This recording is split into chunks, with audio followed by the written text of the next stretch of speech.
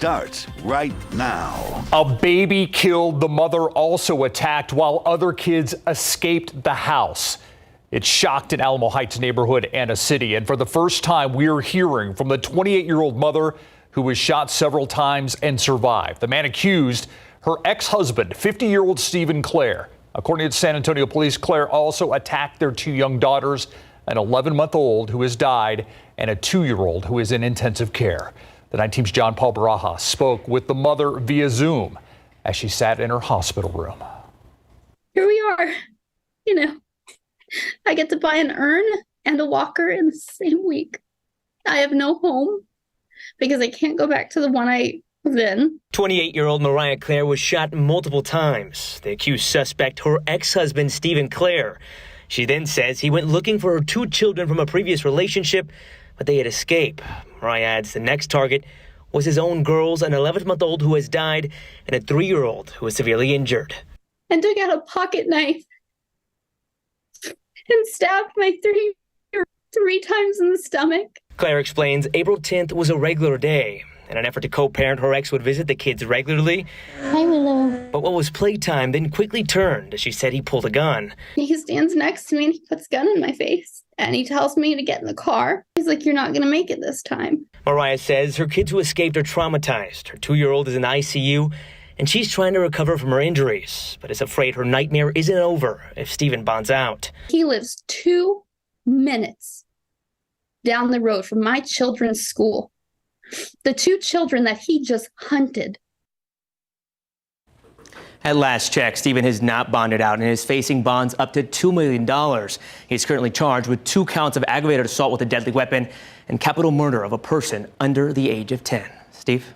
John Paul, I cannot imagine what that mother has gone through. The 2 children that escaped the house the night of that attack and the 2-year-old that survived. Has she been able to reach out to them? Are they okay? Are they with family? They are with family. The 2 kids that escaped, the 8-year-old broke a window in his grandfather's room to escape. The 11-year-old broke the window of the restroom where he had just finished taking a shower. She's been able to visit with them. The 2-year-old is in the ICU, as you mentioned, on the 2nd floor above her. She has been able to see that child, but the connection there or the intimacy is limited due to the condition and the state that 2-year-old is in. That child is expected to recover completely. You could still hear the fear in her voice, though, during that interview. John Paul Barajas, thank you. We always knew he was special to us, but it's such a blessing to see how special he was to his peers. He loves serving and leading and just helping other people, and that's so great to hear his friends say how much that he meant to them. Friends and family coming together today to remember a University of the Incarnate Word student killed in a crash on Saturday night in Selma. This is 22-year-old Joseph Banales. He was a junior nursing student, part of the ROTC program. 22-year-old Joseph Banales, a nursing student, as we said, police responded to the crash Saturday night in Selma. Officers found Banales dead in the driver's seat with injuries to the back of his head. Police are investigating, but his family believes he was the victim of road rage. The university held a mass today to pray for Banales' family, part of his ROTC group also there, as you can see. They also shared stories about his character. UIW will have grief and spiritual counselors available for students and staff.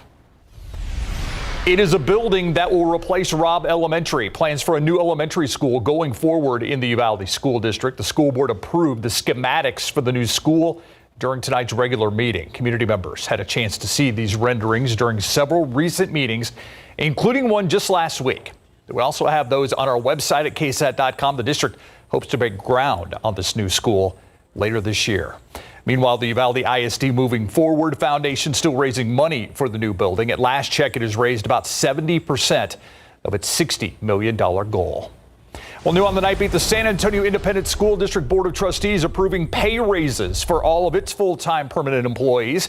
The pay increases range from 3 to 9% depending on employee seniority and are set to go into effect for the 2023-2024 school year. The nearly $20 million compensation package, the largest in SAISD's history. It is a tough problem to tackle, homelessness. For years, the city's come up with several different approaches. Now, it has $14 million to help find long-term solutions. In a lot of instances, that means housing. The Department of Housing and Urban Development awarded the money to Opportunity Home San Antonio this afternoon. It's expected to go a long way. The funds will help develop more housing with on-site supportive services, street outreach, and helping people find the right kind of affordable housing. You can learn more about the Housing Choice Voucher Program and how to apply for assistance yourself, or if you know somebody who could use it, you can go to homesa.org. I want to give you an update now. A big mess over on Calabria Road. You see what's right in the middle of the picture there? That is a live picture of the scene of a sinkhole that actually developed this morning on this very busy stretch of Calabria Road near General McMullen. We're told it was caused by a failed section of storm drain pipe and that crews will be working overnight to repair that hole. But get this, actually going to be working for the next few days because that hole may not be repaired until Thursday. And this is what it looked like earlier today. The sinkhole ended up actually causing a wreck involving an SUV and a pickup truck. We're told one person had minor injuries in this. Now to a developing story we're working to learn more about. This was the scene just a short time ago on Rigsby Avenue near I-10 where police responded to a shooting. Officers tell us a woman was shot in the ankle by someone in a car passing by. The woman was able to walk on her own to her home. That's where she called for help. We'll bring you updates on this story as we get new information. If you haven't taken care of your income taxes, time is running out. They are actually due tomorrow. That means tomorrow, the last day to send them via mail or file them electronically. The IRS is anticipating smaller refunds this year, in part because there aren't any more economic impact payments and the expanded tax credits and deductions are actually going back to normal this year. Now, if you need more time to file your taxes, you can request an extension, but there are some things you should know first. We have everything posted for you right now on our website, KSAT.com. Gas prices on their way up. That's according to AAA. And right now, the average price of a gallon of gas in the nation is $3.67. Gas Buddy and AAA believe oil prices are to blame. OPEC has production cuts in store for May, and that has pushed the price per barrel to about $80. AAA shows the average for a regular gallon of gas in Texas is currently $3.63. In Bexar County, it's nearly 30 cents less at $3.35 a gallon. Tonight, another example that you can fight City Hall and win. This time it's over high water bills. This after heated calls for a state audit and for elected officials in Jordanson to be voted out following drama over water bills there. As the 19's Lee Waldman reports, all of this stems from replacing old water meters. Myself, affirmative. Motion passed. Huge celebrations from some of the people of Jordanton after the city council voted to forgive the bills from old water meters and start from zero with new water meters.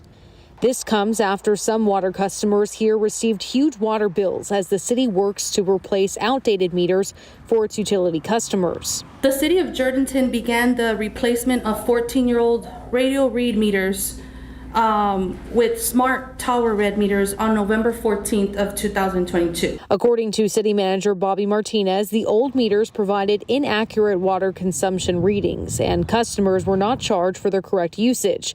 An audit this weekend showed the city lost $226,000 in underbilled and no longer collectible revenue. Respectfully, had the smart meters been installed 2 years ago to remedy the underbilling as addressed by the auditor in 2020 and 2021, the city would not have lost $226,000. During public comment, people here say this was not their debt to pay, and if the city council were to vote against waiving back billing, they'd feel the effects come election time. We're not asking for you to forgive our debt because we don't owe this money. We're not asking you to forgive anything. We're asking you to right a wrong that the city has made. Compromising is not an option.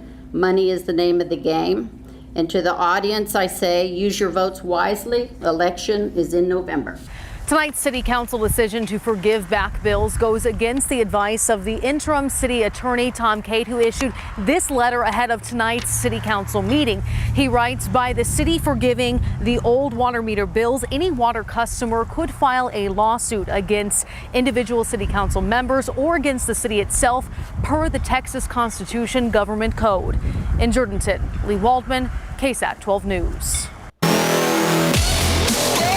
Well, the San Antonio Spurs turned some heads this season for playing home games away from the AT&T Center. Well, now the team will ask to do the same thing next season. During Commissioner's Court meeting tomorrow, a vote is expected on whether or not to extend that agreement that allowed the Spurs to play games away from home over the next 2 seasons. You may remember this year the Silver and Black hosted teams in Austin, in Mexico City, and at the Alamo Dome. They want to do it again. We'll be at tomorrow's meeting to see what the commissioners decide. Now for a look at some of today's big headlines in your Nightbeat News Flash. Today marks 10 years since the West Fertilizer Company explosion that killed 15 people, injured hundreds more. That blast registered as a 2.1 magnitude earthquake, killed 10 firefighters, 2 first responders, and 3 civilians. 2 schools also destroyed, along with multiple homes and cars. A substitute teacher in Mesquite, Texas, has been fired for allegedly organizing student fights in class. A 13-year-old student shot this video of the incident at Kimbo Middle School on Wednesday. The Mesquite School District confirmed it did happen. According to the district's investigation, the teacher encouraged fights, outlined rules for the kids to follow, even had a student monitor the classroom door while the fights took place. And that's a look at your Nightbeat News Flash. All right, tickets to Fiesta going fast, especially the parade. You can catch the Battle of Flowers parade while being a part of our KSAT Insiders viewing party. Besides having a great seat, you get 2 tacos and a drink and access to private restrooms. We have all the ticket information right now on KSAT.com. And if you scan this QR code on your screen right now, it's going to take you to our Fiesta section of KSAT.com. It's your home for schedules, ticket prices, and much more.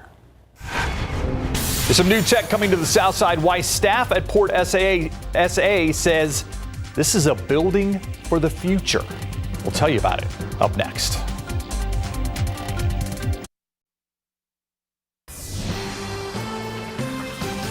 More technology coming to the South Side at Port San Antonio. It's what's behind us, a new office tower in the works for Port SA's technology campus. Port SA says not only is it providing jobs now for those who are building it, but it will provide jobs for the future with those who will fill it and the people it inspires. Jim Perschbach with Port SA tells us he anticipates the building being the most high-tech building in the country. We're going to have hot yoga studios. We're going to have fitness centers. We're going to have balconies. We're going to have areas where people can work inside or outside, and it really designs those interactions. Most important, we're working with the employers because there is a competition for talent. The goal is to have the tower complete and running in the next 4 years. You can read more about the plans at KSAT.com. You may have seen them when you're checking out those little screens the cashier gives you with tipping options. It can be a little confusing for some, maybe even a little frustrating. Maybe there's some peer pressure. That's what we break down on our new episode of KSAT Explains. When to tip, when to ignore that pressure. You can watch that episode right now on KSAT.com. Take a live look outside, 69 degrees, beautiful day. Man, Sunday was spectacular, but it's going to be a little tricky in the morning. It is. Expect a damp morning commute. You will notice that, and that's going to entail both drizzle, maybe even some fog, and some actual rain. And then we do have storm chances daily for this work week, but then a potent cold front hits us on Friday, and you're going to notice some big changes behind it for the weekend. Fiesta officially kicks off on Thursday, and it's not going to be your typical Fiesta weather this weekend. Let's start with our rain and our storm chances into tomorrow. Notice how we get this little spike, 40% during the morning rush hour tomorrow at 7, 8, 9 a.m. And then those rain chances fall off a bit by the midday and afternoon. So most of it's in the morning, but later on in the day, what we're saying by that 20% is we can't rule out a stray little pop-up shower or thunderstorm. Currently on the radar, not a lot of activity, a little bit though, starting to work its way into Edwards County around Rock Springs and even just northwest of Rock Springs. That's where we even have a little bit of lightning with this one small cell that just popped up. So far, these have been pretty short-lived. However, we are expecting a little more organization and development as we go through the night and morning commute. You look off to the northwest and in West Texas, we've had some of this activity popping up this afternoon. there's some energy headed our way, and I do think that energy will help kickstart more numerous showers and storms. So here's our futurecast. It's in the same line of thinking. After 2 a.m., we'll start to see a little more development, and then especially closer to sunrise, some scattered or widely separated showers and even a few brief thunderstorms developing. Don't pay close attention to the exact location, because this could really be almost anywhere across Bexar County and surrounding counties, but all the way through the morning commute. Even if you don't get hit by one of the real showers, it's still going to be damp with areas of drizzle and some fog out there. 69 degrees right now, dew point of 53. We had a nice break in the humidity, but that's changing. Notice that wind out of the southeast at 15 miles per hour. That is boosting the mugginess rather efficiently tonight, and you'll notice it during the day tomorrow.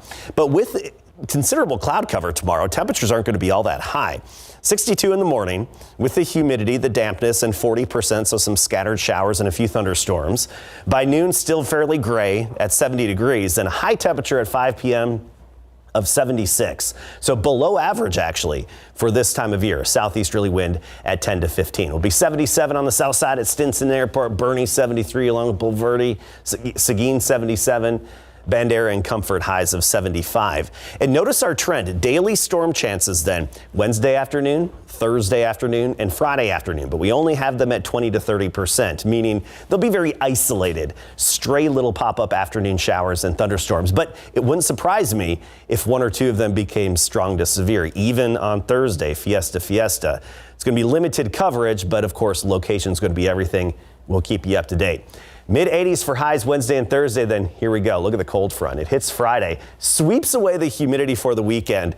We're talking morning low temperatures in the 40s to near 50. Saturday and Sunday, total sunshine, and highs near 70 this upcoming weekend. When you think of Fiesta, do you think of 60s to near 70? No, you think of confetti, sweat, cascarones, and trying to find shade. It's going to be beautiful this weekend. Yeah. What'd you call it? A Fiesta front? A Fiesta front. That's what we call it. A not-so-Fiesta front. Yeah, depending on your perspective. All right. Thank you, Adam. All right. I don't know, couldn't they have done rock, paper, scissors, maybe drawing straws, pick a number between 1 and 10? But no. They flip a coin. It's either a flip a coin or it's a random drawing at the NBA. They conduct it to figure out if the Spurs are going to have the second worst record in the league, or if the Rockets will have the second worst. Because they tied for the second worst record overall. Now you got to figure out who's going to the NBA draft lottery as 2 or 3.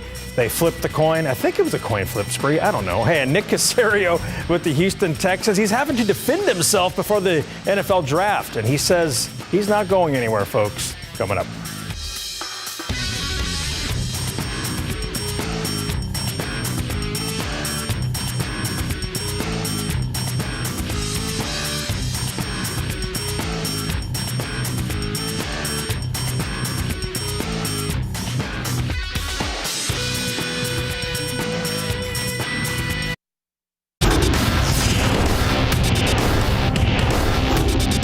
You guys know more than I do. Again, I mean, my first inclination, people are reaching out to me last week and I'm like literally laughing. So I can't speak for anybody else other than myself. Houston Texans GM Nick Caserio says he's focused on the NFL draft, the Texans, and not rumors that he's leaving in big board sports.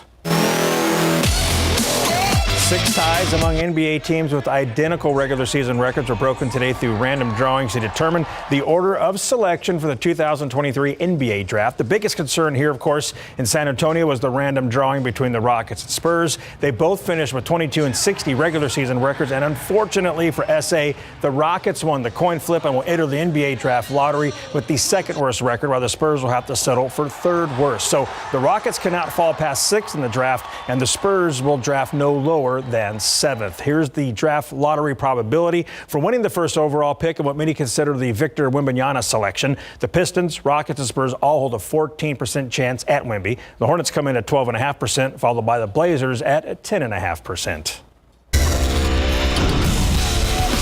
We are 10 days away from the start of the 2023 NFL Draft, and Houston Texans general manager Nick Caserio is having to defend himself about a rumor that he plans to leave the team after the draft is over with. Caserio is in his third year as Texans general manager after they hired him in 2021. Nick held a pre-draft presser today, and during his opening statement, he had this to say about that rumor.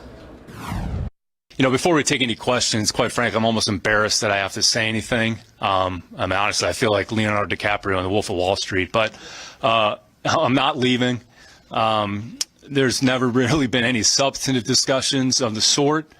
Grateful and appreciative of the opportunity that my family and I have here in Houston. You know, unfortunately, I think this time of year, there's a lot of information and a lot of topics that are discussed. Some are more accurate than others, and I think it transcends multiple landscapes. But I can't. I'm honestly, I'm almost embarrassed that I have to say anything, but I feel like I have an obligation to to make that statement. And Nick added he has no idea where the rumors started, that maybe the Houston media can do some digging. It's an off day for the San Antonio Missions, and it probably comes at the right time after dropping 4 of 6 games in their season-opening homestand against the Frisco Rough Riders. Everybody needs some time off to recharge, right? Now, the Missions are led by first-year skipper Luke Montz, who's from Louisiana. We sat down with him and asked him what are some of his favorite Cajun dishes.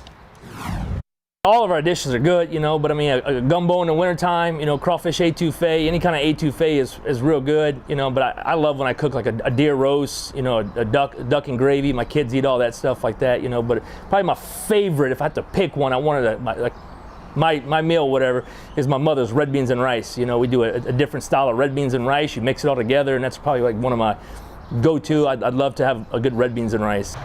We have much more from our sit-down with Montz right now on the sports page at KSAT.com. The Missions will start a 6-game series tomorrow at the Corpus Christi Hooks. And Matt grad Josh Young led the Rangers' offensive attack after the break.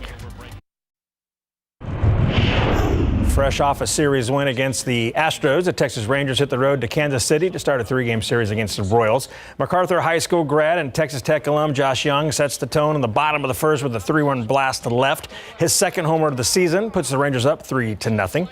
Top of the third now, Marcus Semien drives one deep to left as well and gone for a solo homer. Rangers win at 4-0. Jacob deGrom started the game but left in the 4th inning with right wrist soreness. The Astros, meanwhile, continue their homestand with a 3-game series against the Blue Jays. Houston jumped on Toronto in the bottom of the first. Jake Myers clobbers a 3-run homer to right to cap a 7-run first inning. Astros cruise to a big win, 9-2, improving to 8-9 on the season. Okay, so after some 2.5 weeks into the MLB season, the Rangers sit first in the AL West, and the Tampa Bay Rays lead the majors with 14 wins after opening the season 13-0. So what's hot right now when it comes to baseball cards? The good folks at Boomtown have the answer. Wander Franco, Julio Rodriguez, the big rookies that are really rocking this season and last season as well, are keeping up the momentum with value when in the season. I mean, the Rays are hot, started off hot. That's pushing up value for Wander Franco and all of their players. A lot of the rookies that are from last year are still staying hot, except O'Neal Cruz. He's the only one. He got injured, but everyone else is still staying hot, and baseball's flying right now. All right, so over the weekend, I got a Wander Franco redemption autograph card in the mail. I've been waiting on that bad boy for about 4 to 5 months. Finally got it. Where'd you get it? Who'd you get it from? Boomtown. Or do you not want to tell us? I bought it at Boomtown. Okay. The pack. I like him telling us, you know, what's hot right now. Yeah. Notice he didn't mention any of my Chicago White Sox. Correctly, he didn't mention any of them. Thank you, Larry. We'll be right back. All right, before you go, a quick reminder, tickets to Fiesta are going fast. If you scan the QR code on your screen right now, it'll take you to our Fiesta section of KSAT.com. Oh, get ready for it. It's happening. Thursday, we're going to be out there. It's going to be fun. Now, I want to show you this because tomorrow through Friday, you'll notice the humidity back in the air with higher dew points, but by this weekend, that humidity gets swept away after a strong cold front arrives. So tomorrow, a damp start to the day. Prepare for that. Thank you, Adam, and thank you for joining us. GMSA is at 4:30 in the morning. Have a great night. See you tomorrow.